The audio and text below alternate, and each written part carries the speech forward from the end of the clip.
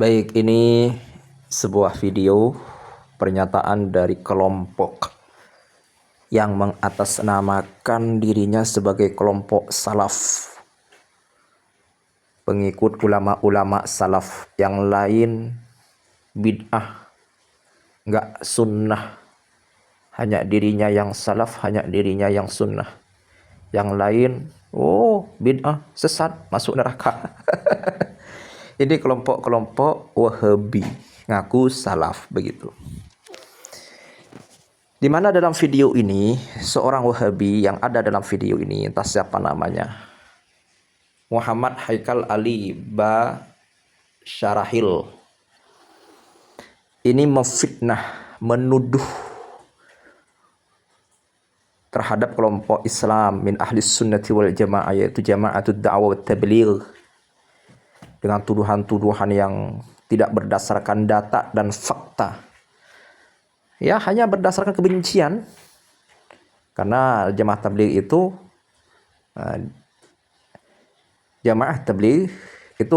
yang tergabung di dalamnya itu banyak orang-orang sufi sebetulnya. Walaupun secara totalitas, secara umum, nggak semuanya orang yang berada di jamaah tabligh itu adalah orang-orang sufi, nggak semuanya. Jamaah tabligh itu semua ormas bisa masuk di dalamnya. Ada yang sufi, ada yang non-sufi. Jadi nggak semuanya. Akan tetapi secara umum memang pendirinya, yaitu Syekh Maulana Ilyas, itu seorang sufi begitu.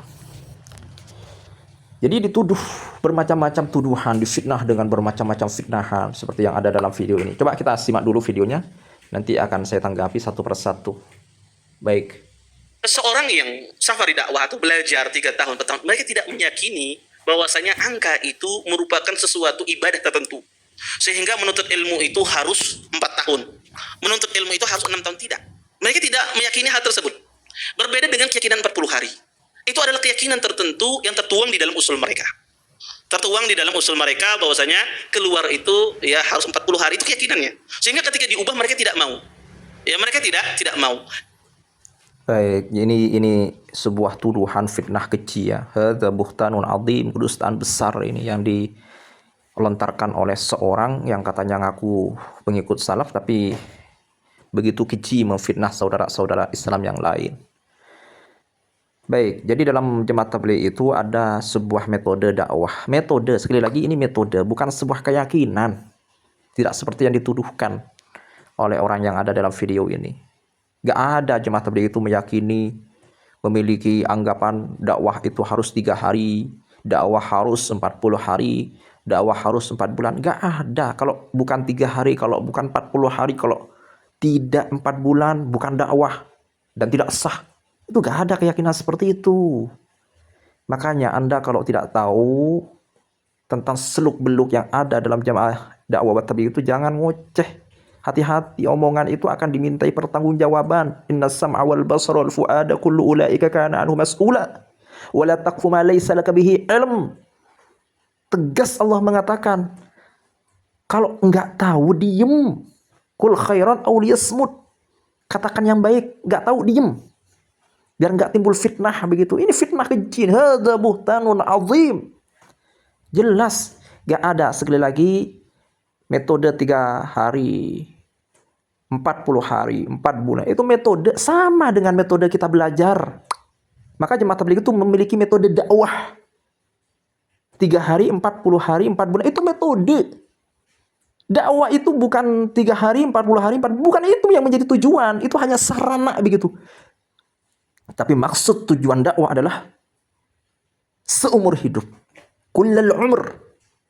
Selama nyawa masih dikandung badan, selama kita masih hidup di dunia, maka kita harus berdakwah. Begitu.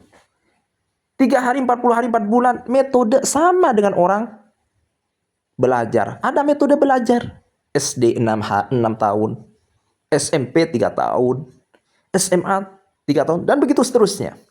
Maka dalam jemaah dakwah, dakwah tabligh ini, jemaah tabligh ini, ada metode dakwah. Kalau dalam bidang yang lain ada metode pembelajaran, SD 6 tahun, SMP 3 tahun, begitu seterusnya, maka ada metode dakwah dalam jamaah tabligh. Ada 3 hari, 40 hari, 4 bulan. Dan itu bukan sebuah keyakinan. Kalau tidak 3 hari, kalau tidak 40 hari, kalau tidak 4 bulan, maka bukan dakwah. Gak ada keyakinan seperti itu. Dan bukan mau dirubah-rubah, nggak mau dirubah itu, gak ada. Jamaah tabligh dirinya meyakini dan hal itu tidak mau dirubah-rubah, nggak seperti itu. Ini jelas fitnahan. Kenapa kok 3 hari? Kenapa kok 40 hari? Kenapa kok 4 bulan? Itu hanya sebatas anjuran. Bukan tidak mau dirubah-rubah. Maka semampunya. Ada orang di dalam jamaah tabligh itu yang mampu tidak sampai 40 hari, ya silahkan pulang. Ada orang niatnya 4 bulan tapi sudah 2 bulan nggak mampu, akhirnya pulang. Nggak ada harus ditekan, dipaksa 4 bulan, 40 hari, nggak ada seperti itu. Dan ini metode. Ya sebagaimana di SD, mana dirubah jenjang pendidikan SD dari 6 tahun, adakah yang dirubah kemudian menjadi 3 tahun atau 4 tahun atau 5 tahun? Sebagaimana di SD metode pendidikan nggak dirubah, maka dalam metode dakwah ya sama, nggak ada perubahan di situ. Ini kan semuanya metode. Metode itu bisa dirubah sesuai dengan yang diinginkan oleh kelompoknya itu, sesuai yang diinginkan oleh yang berwenang, oleh orang yang mau menjalankan, dan itu tidak dipaksakan. Sama misalkan ada orang sekolah SD kelas 4 tidak mau melanjutkan, ya terserah dia. Berarti dia nggak lulus begitu. Berarti orang itu belajar SD hanya 4 tahun, alias dia nggak lulus. Ya sama ketika misalkan ada orang niatnya dakwah 4 bulan, habis 2 bulan nggak betah, akhirnya pulang, berarti dia nggak lulus begitu. Nggak ada masalah, nggak ada paksaan, nggak ada tekanan. Kan jelas itu, la yukallifullahu nafsan illa itu hanya metode. Dan sekali lagi, ini bukan keyakinan, dan jamaah tabligh bukan tidak mau dirubah-rubah metode seperti itu. Tapi itu hanya sebatas anjuran. Sebagaimana nggak ada perubahan juga di metode pembelajaran SD, SMP, SMA. 6 tahun, 3 tahun, 3 tahun. Nggak ada perubahan itu. Lah kenapa dalam metode pendidikan nggak ada perubahan, kok dalam metode dakwah memaksakan kelompok lain untuk merubah-rubah? Jangan suka memaksa-maksa. Jadi salafi ini wahabi ngaku salafi, di samping merasa dirinya paling benar, memaksa orang lain. Padahal syariat gak ada paksaan, itu terserah begitu ya. Baik, lanjut. Kalau seandainya keyakinan itu tidak ada orang keluar 3 hari, 4 hari, 5 hari, boleh tidak? Boleh berdakwah. Tidak ada masalah. Selama tidak ada keyakinan berdakwah itu harus 3 hari di dalam 1 bulan, 40 hari di dalam 1 tahun, 4 bulan di dalam seumur hidup. Ya itu keyakinan yang tertuang di dalam. Apa keyakinan? Saya ya ikut jamaah tabligh. Kalau saya meyakini per bulan 3 hari, setiap tahun 4 bulan, maka saya harus menjalankan. Tapi itu metode, bukan sebuah keyakinan. Buktinya apa? Saya enggak mesti, bahkan sudah lama enggak keluar tiap bulan enggak keluar 3 hari, setiap tahun tidak keluar 4 bulan. Ini bukan keyakinan, ini metode. Terserah siapa yang menjalankan. Kalau keyakinan itu harus dijalankan, mau tidak mau begitu ya. Sama dengan iman kepada Allah, harus iman kepada Allah, iman kepada malaikat, iman kepada kitab, itu harus ditekankan seperti itu, gak boleh. Kalau tidak iman ya haram begitu. Jadi sekali lagi, itu bukan sebuah keyakinan, itu hanya metode. Sama dengan metode pendidikan, ini jelas dusta. Dan itu mereka meyakini ada fadilah tertentu hari-hari tersebut. Ini yang dikritik para ulama. Tetapi kalau seandainya dia berdakwah 3 hari tanpa ada keyakinan tertentu, saya ingin 3 hari aja. Kalau 5 hari kan masalah juga anak, ya, maka tidak ada masalah. Ini yang pertama. Yang kedua, mereka ketika sebagian orang, saudara kita ya, ketika mereka ya berdakwah, dan itu perbuatan baik. Dakwah itu adalah sesuatu yang dianjurkan. Tetapi kita itu tidak boleh ya berdakwah kalau kita tidak memiliki ilmu. Harus didasari dengan ilmu. Ustaz, kadang berdalil dengan sebagian sahabat baru masuk Islam langsung menyampaikan. Saya juga baru hijrah langsung sampaikan ke sahabat. Pertama, Anda beda dengan sahabat. Yang kedua, mereka menyampaikan apa yang mereka tahu, dan pada saat itu syariat Islam tidak banyak. Syariat Islam itu belum ada di Mekah, itu cuma ibadah tauhid. Ya. Maka Anda berbeda. Anda ketika terjun ke masyarakat, Anda akan ditanya oleh banyak orang. Ditanya masalah fikih, masalah apa. Maka kewajiban orang baru berhijrah, dia bukan berdakwah. Kewajiban dia adalah belajar. Kalau dia sudah mempunyai ilmunya, baru dia berdakwah, tidak dilarang. Kita bukan melarang berdakwah, tidak sih. Wah, ini jelas ya. Di samping orang ini sudah pertama menuduh, yang kedua dia jelas bertentangan dengan hadis Nabi, "Balighu anni walau ayat." Sampaikan dariku walaupun hanya satu ayat. Mana katanya pengikut sunnah. Dakwah itu beda dengan taklim. Ini yang harus dipahami, wahai saudara-saudaraku Salafi, Wahabi. Kalau taklim itu harus punya ilmu. Orang mengajarkan ilmu fikih, ya harus paham tentang ilmu fikih. Orang mengajarkan tentang ilmu tata cara, misalkan pembagian warisan, ya harus tahu ilmunya. Sedangkan orang dakwah itu mengajak. Ya gimana mengajak? Nggak harus punya ilmu. Apa yang ia ketahui, ya nggak harus punya ilmu. Maksudnya nggak harus punya ilmu yang dalam begitu.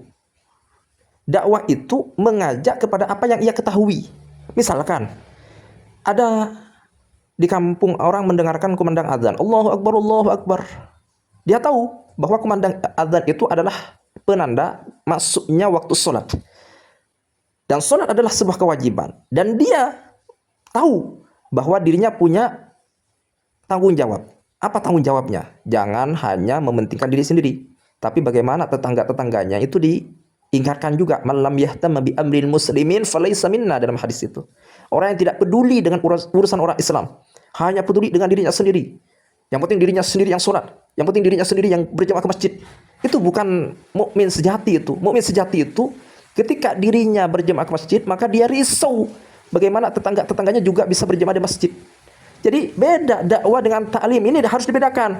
Kalau taklim itu harus punya ilmu yang sangat-sangat mendalami di dalam apa yang ia sampaikan. Tapi kalau dakwah itu cukup dengan apa yang ia ketahui. Dia tahu tentang kewajiban sholat lima waktu, ya dakwahkan kepada orang lain. Kita punya kewajiban, Pak, ingatkan saudara-saudaranya, ingatkan tetangganya tentang kewajiban melaksanakan sholat lima waktu. Itu dakwah namanya. Jadi kalau dakwah, kalau taklim, nah di samping taklim itu ada nilai dakwah. Tapi kalau dakwah belum tentu taklim di situ. Bedakan, ya, beda antara taklim dengan dakwah. Baik. Silahkan orang itu berdakwah kalau dia emang ahlinya. Ya, balighu anni walau ayat. Ustaz, sampaikan satu ayat, tidak ada masalah. Boleh orang itu menyampaikan satu ayat dengan syarat dia paham apa yang dia sampaikan. Kalau dia tidak paham terhadap apa yang dia sampaikan, maka tidak boleh kita menyampaikan sesuatu. Ya.